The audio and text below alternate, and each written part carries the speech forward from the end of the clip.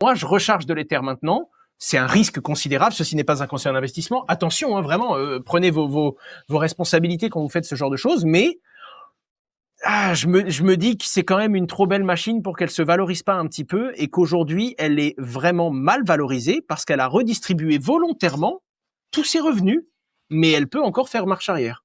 Ouais.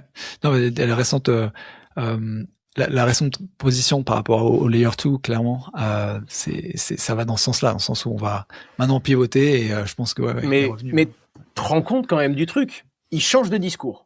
Il accepte. Il a dit à quelqu'un quand même sur Twitter, il a dit évidemment que l'Ether c'est la monnaie de l'internet décentralisé de demain. Il prend la parole pour dire en fait les Layer 2 c'est pas ce que je pense. Peut-être que je vais changer ma façon de penser. Je me suis trompé. Alors que c'est les Layer 2 qui ont pris tous les revenus d'Ether et qui l'ont fait cracher.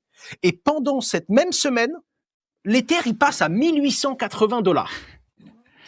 Genre l'un des plus bas de ce cycle.